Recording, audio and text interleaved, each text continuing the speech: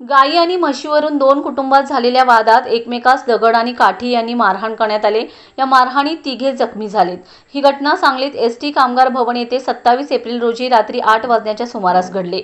या प्रकरणी दोन्ही कुटुंबांनी परस्पर विरोधी सांगली शहर पोलीस ठाण्यात तक्रार दाखल केली असून 7 जणांवर गुन्हा दाखल करण्यात आलाय। कांचन सुरेश जावळे वय 53 यांच्या फिर्यादीवरून आनंदा जावळे, अर्जुन आनंदा जावळे, आनंदा बाबूराव जावळे आणि रुपाली हनुमंत जावळे यांच्यावर सांगली शहर पोलीस ठाण्यात गुन्हा दाखल करण्यात आलाय।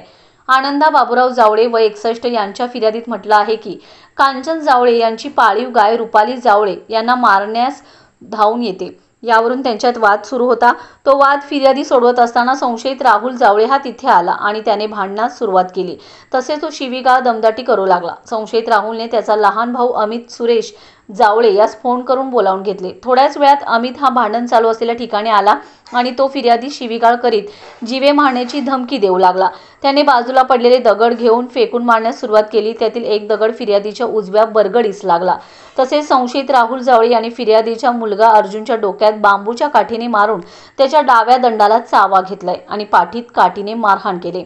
अर्जुनच्या डोक्यातून रक्त येऊ लागल्याने फिर्यादीचा मोठा मुलगा हनुमान याने फिर्यादीस आणि अर्जुनला मोटरसायकलवरून सांगलीत एका खासगी रुग्णालयात औषधोपचारासाठी दाखल केले। डॉक्टरांनी फिर्यादीस बरगड्याचा एक्सरे काढण्यास सांगितले तर फिर्यादीचा मुलगा अर्जुन यास डोक्यात 3 टाके घातले आहेत।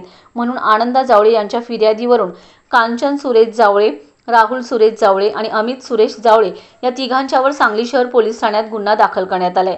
तर कांचन सुरेश जावळे वय 53 यांच्या फिर्यादीत म्हटलं आहे की फिर्यादी त्यांची जाऊ रुपाली जावळे यांच्यात त्यांच्या पाळीव गायीने रुपाली जावळे यांच्या म्हशीस मारल्याबाबत भांडण चालू असताना संशयित हनुमंत जावळे याने फिर्यादी यांच्या कमरेत लाथ घालून फिर्यादीस गटारीत पाडले।